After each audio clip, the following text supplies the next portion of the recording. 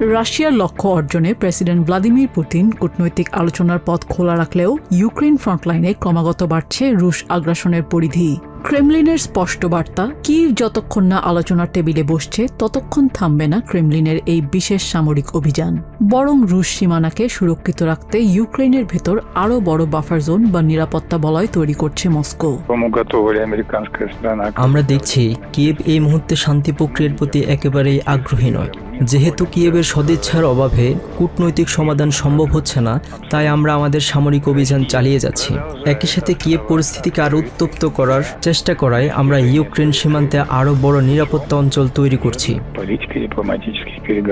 ফ্রন্টলাইনের এই সংঘাতের আঁচ সরাসরি এসে লেগেছে রাশিয়ার অভ্যন্তরীণ অর্থনীতি ও জনজীবনে। গত কয়েক মাস ধরে রাশিয়ার বড় তেল শোধনাগার ও বন্দরগুলো লক্ষ্য করে ঝাঁকে ঝাঁকে ড্রোন হামলা চালিয়েছে ইউক্রেন। পেন্টাগন ও ইউক্রেনিয়ান বাহিনীর এই কৌশলী আঘাতের ফলে রাশিয়ার অভ্যন্তরীণ জ্বালানি উৎপাদন এক ধাক্কায় প্রায় ৩৫% কমে গেছে। রাজধানী মস্কোর পেট্রোল পাম্পগুলোতে দেখা দিয়েছে জ্বালানির তীব্র হাহাকার। কোথাও কোথাও তেল মিললেও প্রতি লিটার পেট্রোলের দাম বেড়ে দাঁড়িয়েছে রেকর্ড ৭৫ রুবল বা প্রায় $1। পরিস্থিতি মোটেও ভালো নয়, বরং দিন দিন আরও খারাপ হচ্ছে। লুকোয়েলের মতো বড় বড় পাম্পগুলোতে এখন কেবল সাধারণ গ্রেডের পেট্রোল পাওয়া যাচ্ছে। উন্নত মানের পেট্রোল উধাও, তার উপর দামও আকাশচুম্বী। প্রতি লিটার তেলের জন্য ৭৫ রুবল দেয়া আমাদের মতো সাধারণ মানুষের জন্য অনেক বড় বোঝা। ঘণ্টার পর ঘণ্টা পাম্পের লাইনে দাঁড়িয়ে থাকার এই বিড়ম্বনা ও ক্লান্তি থেকে বাঁচতে মস্কোর সাধারণ মানুষ এখন ঝুঁকছেন বৈদ্যুতিক গাড়ির দিকে। জুন মাস থেকে রাশিয়ায় রেকর্ড পরিমাণ ইলেকট্রনিক ভেহিকল এবং হাইব্রিড গাড়ি বিক্রি বেড়েছে।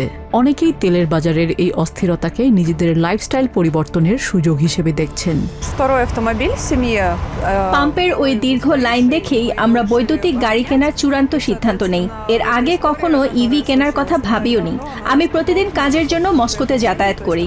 আগে যেখানে মাসে ১৫ থেকে ২০,০০০ রুবল শুধু পেট্রোলের পেছনেই চলে যেত, এখন খরচ প্রায় ৮০% কমে গেছে। পাম্পের ওই যন্ত্রণাদায়ক লাইনে দাঁড়াতে হয় না ভেবেই স্বস্তি লাগে। ওয়াশিংটন বা কিয়েভের রাজনৈতিক সমীকরণ যাই হোক না কেন, ইউক্রেনের ড্রোন হামলা পুতিনের যুদ্ধের সংকল্পকে আরও দৃঢ় করেছে বলে মনে করছেন আন্তর্জাতিক বিশ্লেষকরা।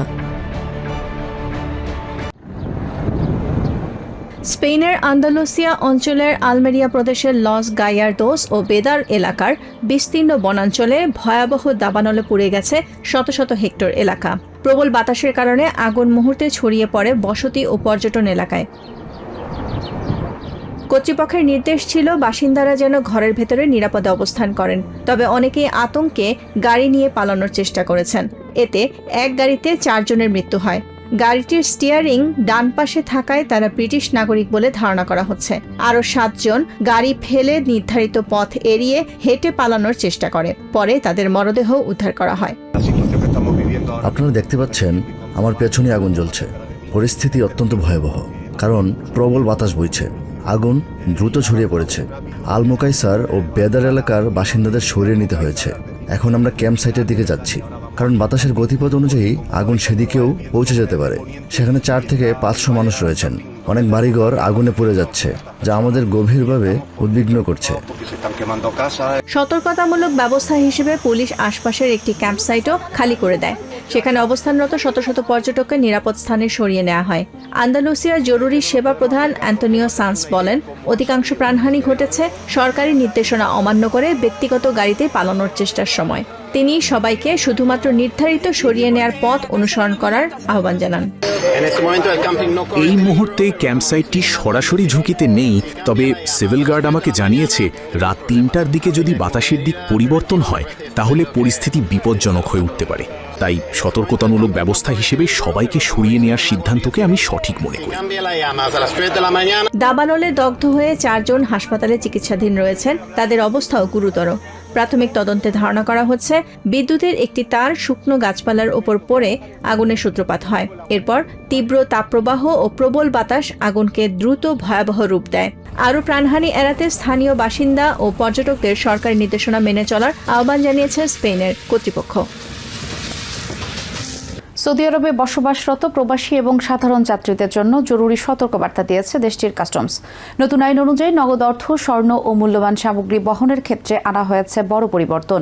মানি লন্ডারিং প্রতিরোধে কাস্টমসের লিখিত ঘোষণা বা ডিক্লারেশন দেওয়ার পূর্ববর্তী সীমা 60,000 রিয়াল থেকে কমিয়ে এখন 40,000 রিয়াল করা হয়েছে। নিয়ম না মানলে গুনতে হবে বড় অঙ্কের জরিমানা, এমনকি হতে পারে জেলও। কর্মসংস্থান কিংবা ধর্মীয় প্রয়োজনে প্রতিদিনই লাখো মানুষের যাতায়াত মধ্যপ্রাচ্যের দেশ সৌদি আরবে। তবে এবার দেশটিতে প্রবাসী ও পর্যটকদের বাড়তি সতর্কতা অবলম্বনের নির্দেশ দিয়েছে সৌদি কাস্টমস কর্তৃপক্ষ। জাকাত ট্যাক্স অ্যান্ড কাস্টমস অথরিটি বা জাতকার নতুন নির্বাহী বিধিমালা অনুযায়ী ঘোষণা ছাড়া নগদ অর্থ বা মূল্যবান ধাতু বহনের সীমা অনেকাংশে কমিয়ে আনা হয়েছে। আগে যেখানে সর্বোচ্চ 60,000 সৌদি রিয়াল সমমূল্যের সম্পদ বিনা ঘোষণায় বহন করা যেত, এখন সেই আইনি সীমা নামিয়ে আনা হয়েছে মাত্র 40,000 রিয়ালে। বর্তমান সৌদি কাস্টম নতুন একটি রুলস করছে, যেটা আগে আমরা প্রবাসীরা 60,000 রিয়াল পর্যন্ত একটা লিমিট ছিল মালামাল নেওয়ার, সেটা বর্তমানে হচ্ছে কি আপনার 40,000 রিয়াল পর্যন্ত করে ফেলছে। সো যারা আমাদের থেকে টিকিট কাটতেছেন বা আমাদের থেকে পরামর্শ নিতে আসতেছেন, তো আমরা সকল প্রবাসীদেরকে এটা জানিয়ে দিচ্ছি যে যেটা আগে 60,000 রিয়াল পর্যন্ত লিমিট ছিল মালামাল নেওয়ার, সেটা বর্তমানে সৌদি কাস্টম প্রবাসীদের জন্য সেটা 40,000 পর্যন্ত নির্ধারণ করে ফেলছে। আমরা যারা ট্রাভেল ব্যবসা করতেছি তারা এখন যাত্রীদেরকে টিকিট কাটার সময় বলে দিতেছি যে 40,000 রিয়ালের বা সমপরিমাণের মালামাল যাতে এয়ারপোর্ট দিয়ে নিয়ে যায়, তার চেয়ে বেশি যাতে না নেয়। নতুন নিয়ম অনুযায়ী কোনো যাত্রীর কাছে যদি 40,000 রিয়াল বা তার বেশি সমমূল্যের দেশীয় অর্থ, স্বর্ণালংকার, মূল্যবান ধাতু কিংবা রত্ন পাথর থাকে, তবে কাস্টমস ডেস্কে লিখিতভাবে ডিক্লারেশন দেয়া বাধ্যতামূলক। পাশাপাশি সঙ্গে থাকা স্বর্ণ বা মূল্যবান সামগ্রীর বৈধ ক্রয়ের রসিদ বা ইনভয়েসও দেখাতে হবে। সৌদি আরবে কাস্টমস নতুন নিয়ম করছে। আগে আমরা যারা প্রবাসী ছিলাম 60,000 টাকার সমপরিমাণ মাল নিতে পারতাম, ওটারে 40,000 করছে। তাই আমি বাংলাদেশ প্রবাসীদের জন্য অনুরোধ থাকবে তারা যেন 40,000 টাকার বেশি কোনো সামান না নেয়। যদি নেয় তা কাস্টম অফিসে হয়রানির শিকার হইতে পারে। আপনারা যারা বাংলাদেশে ছুটিতে যাবেন তাদের জন্য সাবধানতা অবলম্বন। আগে আমরা 60,000 টাকা সমপরিমাণ স্বর্ণ অলঙ্কার নিয়ে যাওয়া যেত, নিয়ে যেত। এখন বর্তমানে সৌদি সরকারের নতুন বিধিমালায় এটা 40,000 টাকা স্বর্ণ গহনা অলঙ্কার বা 40,000 পরিমাণ রিয়েল নিয়ে যেতে পারবেন।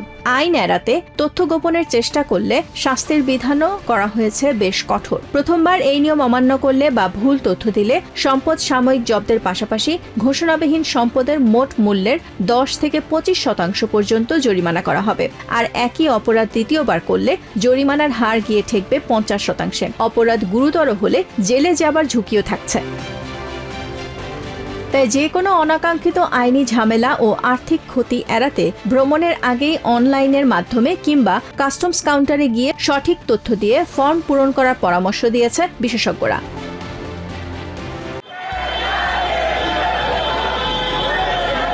প্যারিসের আকাশ বাতাস এখন শুধুই ফ্রেঞ্চ সমর্থকদের জয়ধ্বনিতে মুখর। মরক্কোকে হারিয়ে বিশ্বকাপের সেমিফাইনাল নিশ্চিত করার পর ঐতিহ্যবাহী শনজেলিজে এভিনিউ জুড়ে নেমে এসেছে উৎসবের জোয়ার। কেউ উড়িয়েছেন জাতীয় পতাকা, কেউ বা মোটরসাইকেল ও গাড়ি নিয়ে হর্ন বাজিয়ে মেতে উঠেছেন জয়ের উল্লাসে। প্যারিসের পার্ক দে লা ভিলেতের পাবলিক ভিউইং জোনে মাঝরাত পর্যন্ত খেলা উপভোগ করেন হাজারো দর্শক।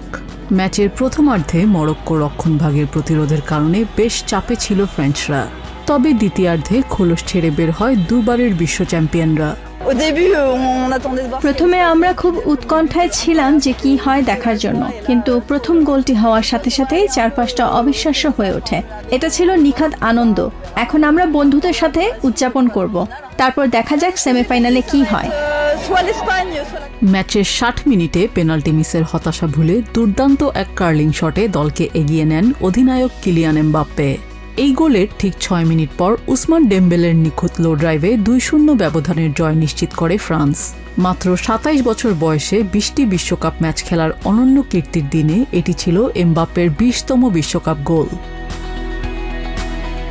ফ্রান্সে উত্তর আফ্রিকা তথা মাগরেব অঞ্চলের বিপুল সংখ্যক প্রবাসী বাস করায় গ্যালারি ও ফ্যানজোনে ছিল মরক্কোর সমর্থকদেরও সরব উপস্থিতি। ম্যাচ শেষে মরক্কোর বিদায় ঘটলেও দুই দেশের সমর্থকদের মধ্যে এক অনন্য সৌহার্দ্য ও সম্প্রীতির চিত্র দেখা গেছে প্যারিসের রাস্তায়। প্রথমার্ধে দুই দলই বেশ রক্ষণাত্মক খেলেছিল। তবে দ্বিতীয়ার্ধে আমরা দ্রুতই ম্যাচের নিয়ন্ত্রণ নিই এবং পরপর 2টি গোল করি। এখন আমাদের লক্ষ্য পরিষ্কার, আমরা ফাইনালে যাচ্ছি এবং বিশ্বকাপ জিতছি। টানা তৃতীয়বারের মতো বিশ্বকাপের ফাইনালে ওঠার ইতিহাস গড়ার লক্ষ্যে আগামী 14 জুলাই সেমিফাইনালে মাঠে নামবে ফ্রান্স, যেখানে তাদের প্রতিপক্ষ হবে স্পেন অথবা বেলজিয়াম। আর বিশ্বকাপ ফাইনাল অনুষ্ঠিত হবে 19 জুলাই। নিজিয়া জামি, TVN 24 news desk. New York থেকে সম্প্রচারিত TVN 24 টেলিভিশন বিশ্বজুড়ে বাঙালির কণ্ঠস্বর।